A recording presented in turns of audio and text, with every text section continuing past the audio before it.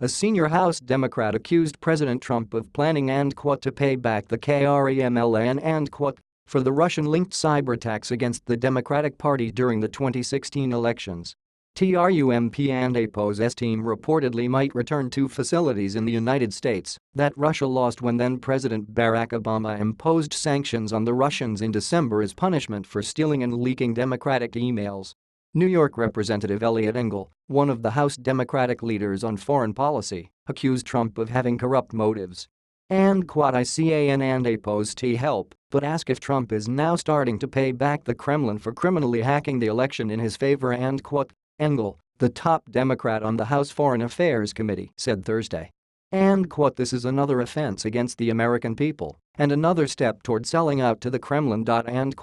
Obama seized the facilities, saying they were spy bases, and expelled 35 Russians in the country accused of being intelligence officers rather than diplomats. At the time, Trump was still denying that Russia was behind the theft and release of the Democratic documents. He didn't acknowledge Russian complicity in the email hacks until early January. So Obama and APO's team designed the sanctions in order to maximize the political pain of reversing the sanctions.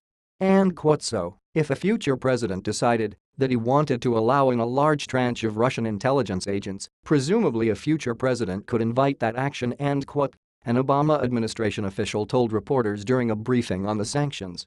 We think it would be inadvisable. These diplomatic compounds were being used for intelligence purposes. That is a direct challenge to U.S. national security, and IDON and APO's think it would make much sense to reopen Russian intelligence compounds. Secretary of State Rex Tillerson has spoken nonetheless with Russian Foreign Minister Sergei Lavrov about returning the facilities, according to a new report. Before making a final decision on allowing the Russians to reoccupy the compounds, the administration is examining possible restrictions on Russian activities there, including removing the diplomatic immunity the properties previously enjoyed. The Washington Post reported. Without immunity, the facilities would be treated as any other buildings in the United States and would not be barred to entry by U.S. law enforcement, according to people who spoke on the condition of anonymity to discuss sensitive diplomatic matters. Trump has made other foreign policy decisions that angered the Russians as well. Most notably, he authorized an airstrike against Syrian President Bashar al-Assad and APO's regime, a beneficiary of major Russian military support, to punish Assad for using chemical weapons against rebels in the ongoing Syrian civil war.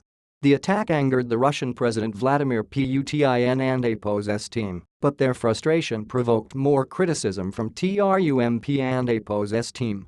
I and APO's disappointed in that response from the Russians because it indicates their continued support for the Assad regime and, in particular, their continued support for a regime that carries out these type of horrendous attacks on their own people. Tillerson told reporters. So I find it's very disappointing, but, sadly, I have to tell you, not all that surprising. Still, Engel cited the prospect of the sanctions and APO's reversal as an argument for expanding the investigation of the Trump team connections to the Russian cyberattacks, which is currently being led by former FBI Director Robert Mueller. Every day I am more convinced that the appointment of Special Counsel Mueller is absolutely critical to the investigation of the connections between Trump and Vladimir Putin and APO's Russia. Engel said. But Congress also needs to establish an independent commission so that the American people will have a clear understanding of the breadth and depth of this sordid relationship.